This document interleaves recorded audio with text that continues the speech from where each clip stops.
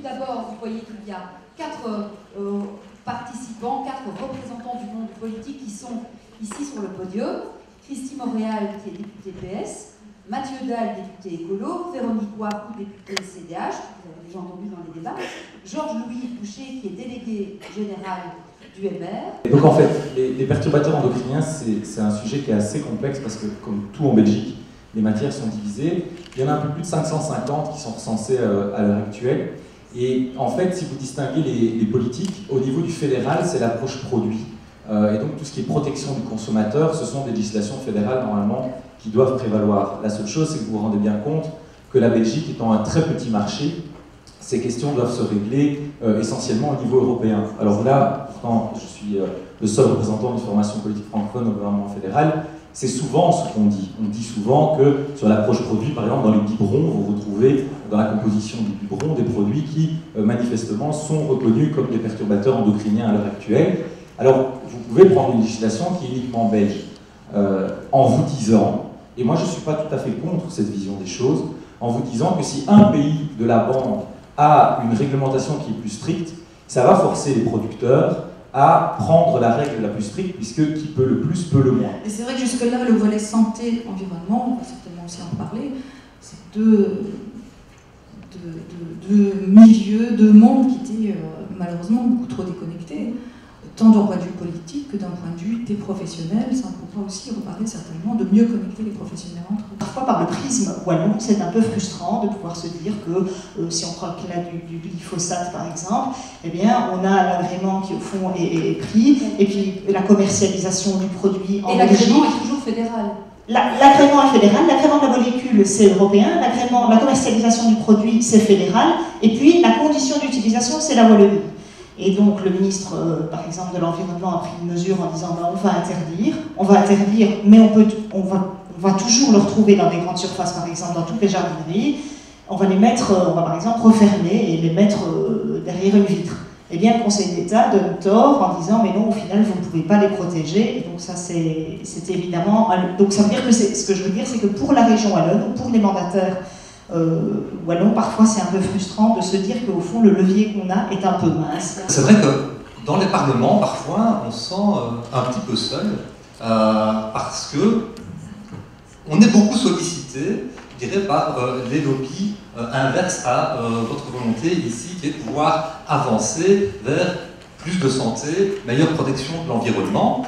Or, les contacts là où on est sollicité, nous en tant que parlementaires, c'est bien souvent de la part des industriels, des lobbies et des agriculteurs, par exemple, lorsqu'on parle de pesticides. Et donc, ça fait plaisir de pouvoir, à certains moments, se retrouver avec vous pour pouvoir échanger sur ce thème.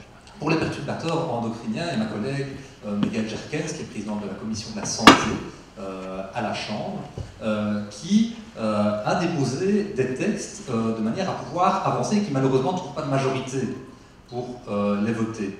Et je pense qu'il faut clairement un plan national de recherche et d'identification des perturbateurs endocriniens et il ne suffit pas simplement de les identifier, mais aussi d'avoir un plan qui permette de pouvoir substituer d'autres produits, trouver des alternatives. En tout cas, on doit s'associer à des pays qui, courageusement, comme la Suède, a porté plainte contre la Commission européenne, tout simplement parce qu'elle ne respectait pas ses obligations dans la définition des critères de perturbateurs endocriniens. Donc, rien que ça, on pourrait le faire, mais on ne le fait pas. Alors, je pense que la règle, ça doit être le principe de précaution. Lorsque l'on a un doute, on ne peut pas se permettre de se dire allez, on va continuer comme ça et puis on verra bien si ça pose vraiment problème par la suite, quand dans 20 ans on aura des études qui diront qu'il y a X personnes qui développent des cancers en plus. Ça, pour moi, ce n'est pas acceptable. Plutôt que d'interdire, d'autoriser tout et d'interdire le glyphosate, nous faisons la logique inverse. Interdisons tout et donnons des autorisations molécule par molécule lorsqu'on sait qu'elles ne posent pas de problème. Malheureusement, là aussi, je n'ai pas trouvé de majorité pour pouvoir me suivre. À un moment donné, je pense que le constat, il est clair sur les perturbateurs endocriniens, sur la question de la qualité de l'air, sur la question des pesticides, et qu'il faut juste un peu de courage politique et pas se réfugier derrière des études scientifiques qui seront relativement controversées, parce que je rejoins, et je l'avais dit d'emblée aussi, mon collègue écolo qui dit le principe de précaution doit s'appliquer de manière différente de ce dont il est appliqué aujourd'hui. On a parlé des néonicotinoïdes. C'est très intéressant parce que, c'est vrai, ma collègue Madame Montréal est tout à fait en pointe dans ce combat. Mais si j'ai bien compris les exposés, vous êtes un peu moins en pointe lorsqu'il s'agit de la betterave et de la chicorée. Mais il est certain qu'à l'heure actuelle, et je conclue par là, le politique a trop tendance à se mettre en position d'infériorité par rapport aux industries, de façon générale. Et je voulais faire le parallèle avec le CETA. Ça vient vraiment, notre sensibilisation est venue vraiment de la société civile, donc il ne faut pas hésiter à continuer ce travail. Le politique Je ne pense pas qu'ils vont s'arrêter. Non, mais donc il y a encore du chemin à faire. Je pense que la protection des lanceurs d'alerte, elle est essentielle. Et je pense qu'on l'a vu ces derniers temps, les plus grands scandales, ils ont été révélés à chaque fois par une personne qui a courageusement pris des risques pour révéler des informations au grand public. Pour les lanceurs d'alerte, incontestablement, pour une raison très simple, et ça répond tout à l'heure à l'atelier numéro 2, donner un statut aux lanceurs d'alerte, c'est juste reconnaître que l'intérêt général est quand même supérieur à tous les autres intérêts. Ça me permettra de faire le lien avec ce que j'expliquais tout à l'heure quand je disais le choix du consommateur. Vous avez dit quelque chose de très important dans votre présentation, vous avez dit que quand on suit des cours d'économie, on ne vous parle jamais d'environnement. Et donc c'est la fameuse question des externalités, et de se dire, est-ce que cette externalité, à un moment donné, on la fait rentrer dans le processus, et est-ce qu'on impacte le prix de la sorte? Et là, je suis désolé, mais une solution qui serait une solution tout à fait intéressante, c'est celle de la TVA sociale. Au niveau, alors on l'a appelée TVA sociale, on peut l'appeler TVA sociale et environnementale. Elle devrait se faire au niveau européen, et elle devrait donc appliquer un niveau de TVA différencié selon que le produit ait été justement fabriqué selon des standards environnementaux et sociaux, ce qui permettrait de rééquilibrer les conditions de concurrence. Le train libéral, c'est d'avoir des acteurs qui se font concurrence entre eux dans un cadre commun. À l'heure actuelle, notre monde est tout sauf dans une économie libérale. À l'heure actuelle, on compose un prix en oubliant toute une série de composants, par exemple la dégradation que vous amenez à l'eau, la déforestation que vous pouvez amener, tous ces éléments-là ne sont pas intégrés dans le prix de production et donc dans le prix de vente du produit. Vous soutenez l'idée qu'il faut l'inclure? Mais oui, parce que ça serait même plus juste d'un point de vue économique.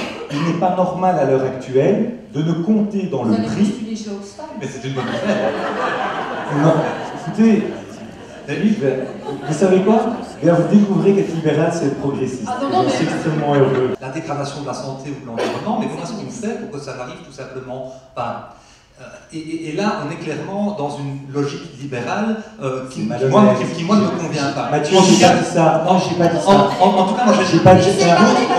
Moi, j'ai une autre proposition. C'est la mise en place de droits de douane sociaux et environnementaux aux portes de l'Europe. Parce que ce qu'on entend à chaque fois, et justement quand on propose des réglementations plus strictes au sein de l'Europe ou même au sein de la Belgique, c'est attention, la concurrence, ça ne va pas aller parce que si on le fait juste nous en Wallonie, ça ne va pas parce que alors la Flandre va nous faire concurrence. Juste nous en Belgique, ça ne va pas, non, parce que c'est l'Allemagne ou le Luxembourg qui va nous faire concurrence. Mais pas juste nous en Europe, parce que sinon c'est la Chine qui va nous faire concurrence. Et donc au final, on n'avance jamais tant que le monde entier n'adoptera pas la norme que l'on souhaite.